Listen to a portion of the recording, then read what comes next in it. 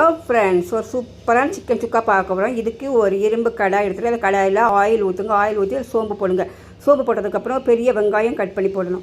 அந்த வெங்காயம் நல்ல ப்ரௌனாக வதங்கி வரணும். தக்காளி சேர்க்க வேண்டியதில்லை. ப்ரௌனாக வதங்கினதுக்கப்புறமா தான் நீங்கள் சிக்கன் போடணும். சிக்கன் போட்டு அது நல்லா கொஞ்சம் வெங்காயம் வதங்கப்போ சிக்கன் போடுவீங்களா, போட்டதுக்கு ஒரு மசாலா ஒன்று போடணும். அதுக்கு 2 பெரிய வெங்காயம், 3 டேபிள் ஸ்பூன் தனியா, காரத்துக்கு காஞ்ச மிளகா, பட்டை, கிராம்பு, ஏலக்காய், சோம்பு, சீரகம், ஸ்டார் அனீஸ் இதெல்லாம் வச்சுக்கோங்க. அதுக்கப்புறம் 10 பல்லு பூண்டு, ஒரு பெரிய துண்டு இஞ்சி, கொஞ்சம் கருவேப்பிலை, அப்புறம் பாதி முறி தேங்காயில் பாதி இருக்கக்கூட அந்தளவு தேங்காய் எடுத்து இதெல்லாம் வறுத்து அரைக்கணும். எண்ணெய் ஊற்றி ஃபஸ்ட்டு இஞ்சி, பூண்டு, அந்த வெங்காயம் இதை வறுத்ததுக்கப்புறம் மற்றதை வறுக்கணும். வறுத்து தண்ணி ஊற்றாமல் இது மாதிரி அரைச்சி வச்சுக்கணும். தண்ணி ஊற்ற வேண்டியது வராது.